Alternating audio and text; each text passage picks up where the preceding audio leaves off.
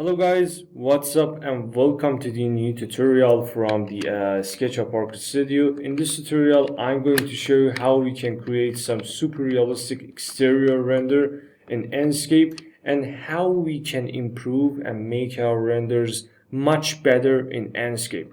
So before we start this tutorial, as you can see, we have this 3D model and I downloaded from the 3dwarehouse.com. So I will type the link of this video below this video so you can download it very simple and easy and train this tutorial at your house. Let's get to work.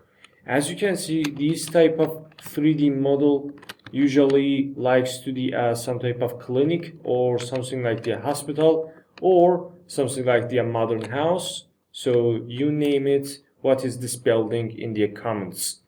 So I will start my rendering with the Enscape. As you can see, this is the simple environment in SketchUp without any type of special things, because rendering in Enscape don't have any special tricks, only need some training and skills for learning better.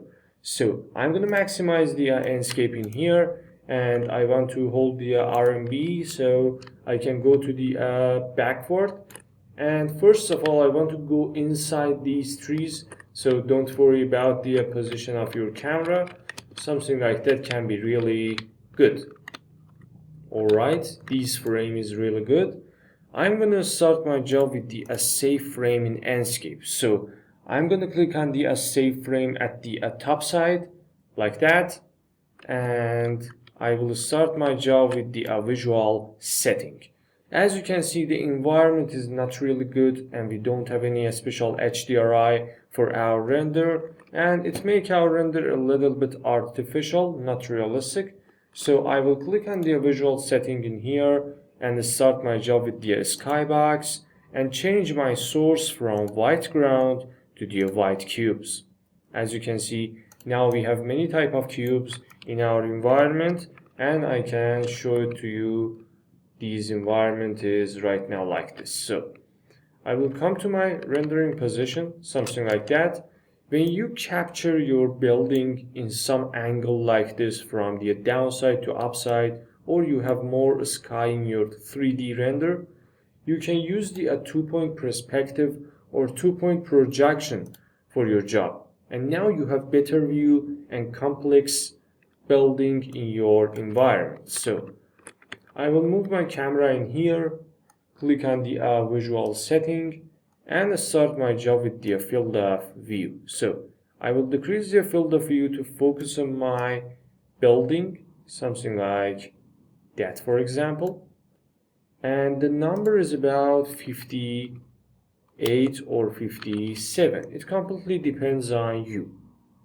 For better result, you must increase the rendering quality when you work with Enscape from draft mode to the medium or maybe high quality.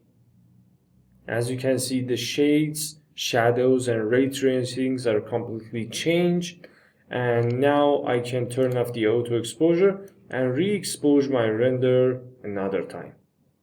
But I don't suggest this type of action, because when you turn off the auto exposure, making good exposure for your render is really hard work and time-taking job. So I prefer to reset it on the 50, turn on the auto exposure, and now I will increase the exposure because now I can see better effects in my job. So 64 is good.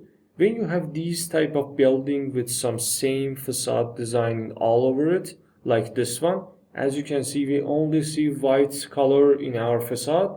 So when I increase the outline, I can make some changes and differences in the surfaces.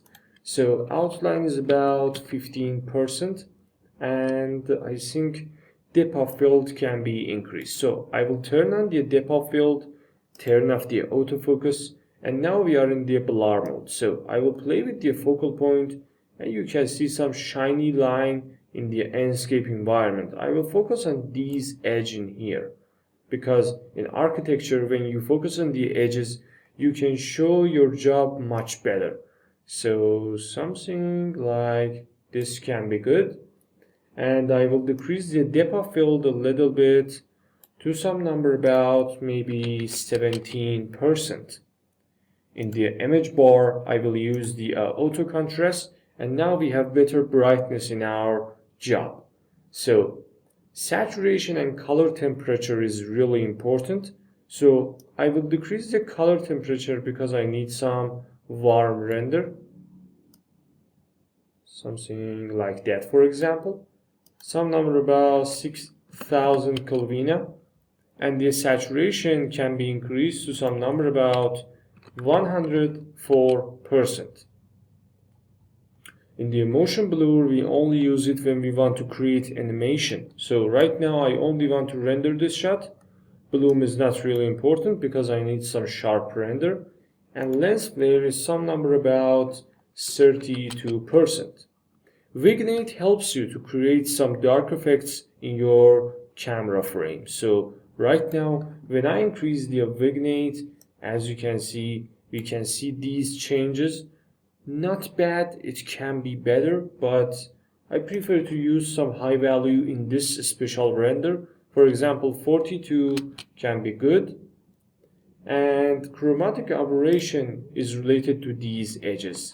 As you can see, when I go near to these edges, you can see some type of RGB colors. And when I increase the chromatic aberration, as you can see, these RGBs will be increased. But when I turn it to the 0, we will have some sharp edges. So I will come back to my rendering frame. Very simple and easy. Something like that can be good.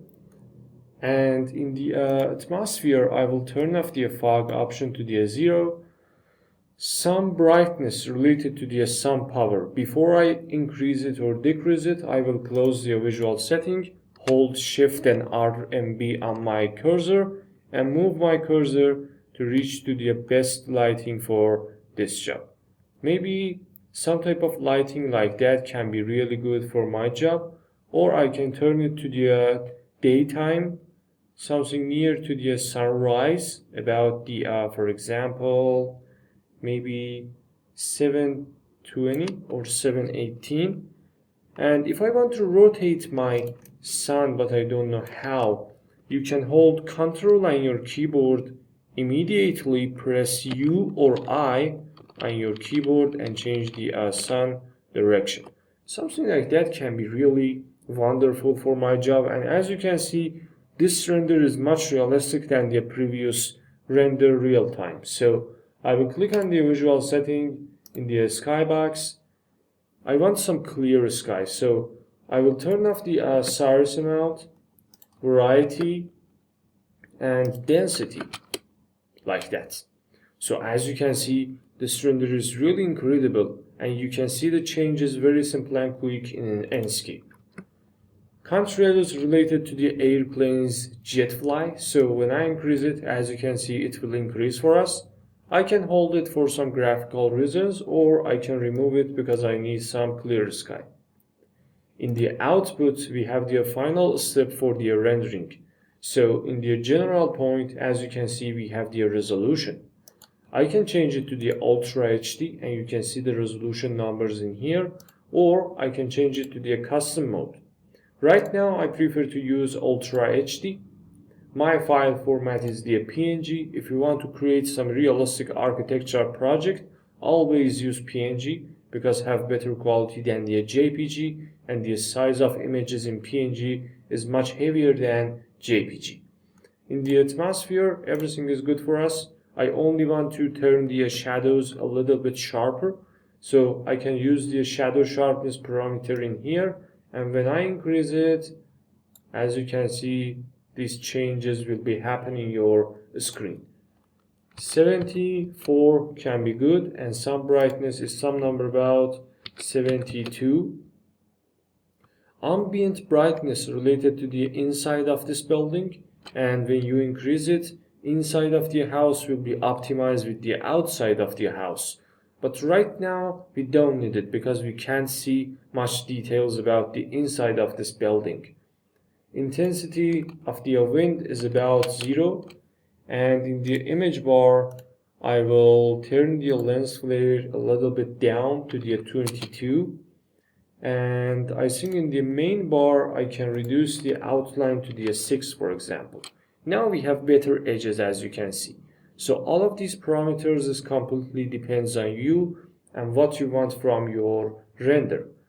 Now I think time for the rendering, so I only want to recheck my job, 11% for the depth of field, and when I increase the rendering quality to the ultra mode, you can see better changes in your job, and it's really wonderful. As you can see, when you change the rendering qualities from draft to the medium or high mode or ultra mode, you can see some changes about brightness and colorizing. So be careful about that. You always must to check out all of these settings at the same time, because all of them work at the same time with each other. I want to blur these lifts in here and the background, so I can increase the depth of field a little bit, not too much, about 24. And now time for the rendering. So I'm going to click on the screenshot in here, click on the desktop and save it as the PNG, and the file name is not really important, but I want to rename it to the for example 3D model render, and press save. As you can see, we created these render very simple and easy, only in a few minutes. If this tutorial is useful for you, please like and subscribe our YouTube channel. We need your support, we need your subscribe, and we need your watch time. If you really love this video, share it with your friends and train this type of tutorials, because it helps you to improve your imagination and ability of your rendering in architectural world. Thanks for your watching, thanks for your support, and goodbye.